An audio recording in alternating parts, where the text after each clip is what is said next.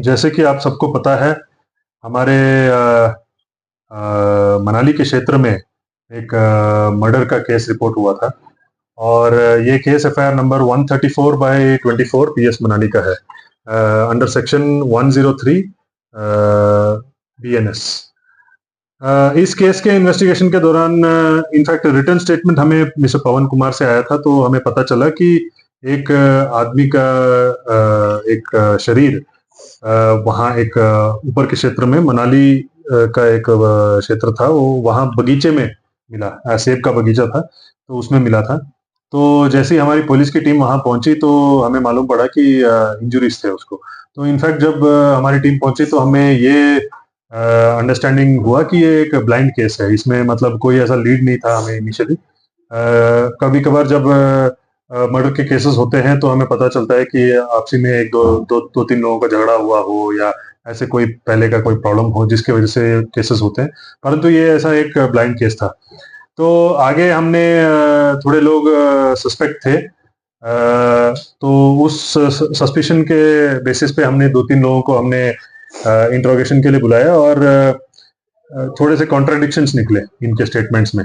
तो उसके आधार पर हमें पता चला कि एक प्राइम अक्यूज था राजीव, सन ऑफ अमर सिंह।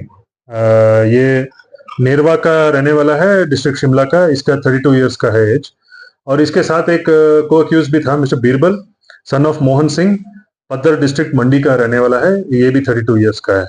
तो इनको जब हमने इंट्रोगेट किया और इनके हमने और एविडेंसेस हमने कुरेदा, तो हमें पता चला ये बेसिकली इन्होंने एक कॉन्स्पिरेसी हैच किया था।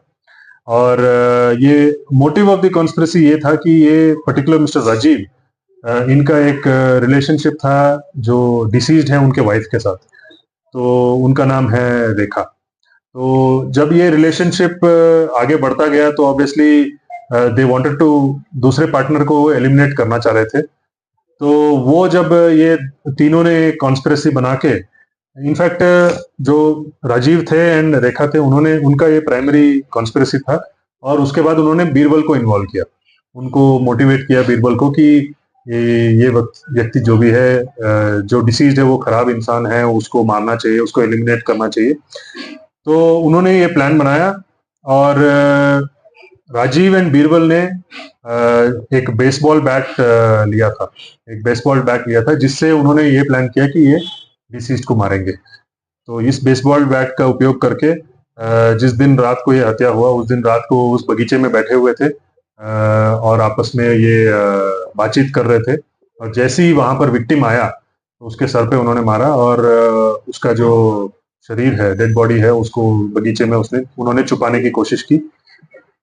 तो ये सब एविडेंस के आधार पे हमें मालूम पड़ा it is basically A case of murder and criminal conspiracy, not just a case of murder. तो हमने सेक्शन 61 ऑफ बीएनएस भी इसमें जोड़ा है, विच इज क्रिमिनल कॉन्स्पिरेसी।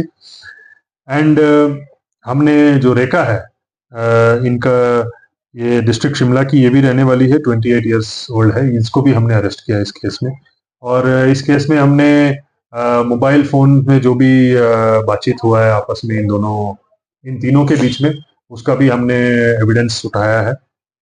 और बाकी ये अक्यूज्ड हैं, इनको 5 दिन का पुलिस कस्टडी हमें मिला था, तो इसके दौरान हमने और भी एविडेंसेस उठाए हैं। और बाकी ये जो लेडी अक्यूज्ड हैं रेखा, जो डिसीज्ड की वाइफ है, उनका भी हम कोर्ट में हम रिमांड के लिए अप्लाई करेंगे, पुलिस रिमांड।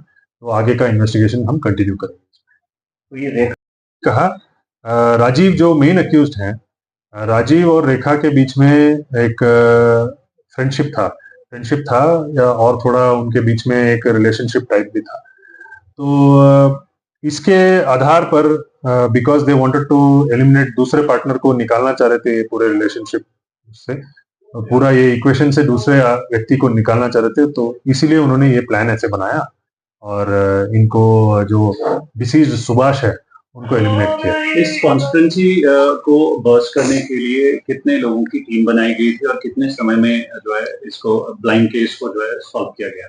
देखिए, ये था जिस दिन रिपोर्ट हुआ, आई थिंक 31 है ना, 1 तारीख को, सॉरी 31 रात को ये हुआ था। और 1 तारीख सुबह ये रिपोर्ट हुआ। तो जब जैसी ये केस का इंफॉर्मेशन आया हमें, हमने 4 टीम बनाए और 4 टीम में 2 टीम के हेड थे हमारे डीएसपी साहब, एक साइबर का टीम भी था जो एनालिसिस कर रहा था, एक टीम इंट्रोगेशन में लगा हुआ था, दूसरा टीम बाकी जो फील्ड में एविडेंसेस है उसको उठाने का काम भी कर रहा था। हमारे डीएसपी साहब भी शामिल थे, इन्होंने पूरा केस को सुपरवाइज किया। इनफैक्ट मैं भी उस दिन यहाँ पर आया था एंड आई हैड आल्सो जो सीन ऑफ क्राइम है उसको मैंने भी देखा और हमने भी इसमें कैसे लीड्स मिल सकता है उसका हमने समझने की कोशिश की। और इनफैक्ट जो हमारा अनुभव है उसके आधार पर हमें समझ में आया कि जब ब्लाइंड केसेस होते हैं 3 एंगल्स होते हैं उसमें। तो एक तो होता है लव का एंगल होता है, अगर लव का नहीं है तो शराब पी के वो झगड़े का होता है, या तीसरा पैसे का होता है। ये 3 एंगल में हमने सोचा कि इन तीनों एंगल को एक्सप्लोर करना चाहिए, तो उसमें से एक लव का एंगल जो था, जो मैंने आपको पहले भी बताया, उसके अनुसार हमें केस में लीड मिला और अक्यूज पकड़े गए। ये सब जो है ये फैक्ट्स अभी इन चीजों का डिस्क्लोज नहीं कर सकते हैं, परंतु ये भी इस पूरे कॉन्स्पिरेसी में शामिल थे और इन्होंने भी पूरा भाग लिया और इन्होंने भी ये मर्डर कमिट किया है, इतना मैं आपको बता सकता हूँ। बाकी इनको जो जोड़ने का काम है, इनका जो एविडेंसेस है, ये हम अभी भी निकाल रहे हैं और इसको हम टू द कंसर्न कोर्ट हम प्रोड्यूस करेंगे अलॉन्ग विद द चार्जशीट।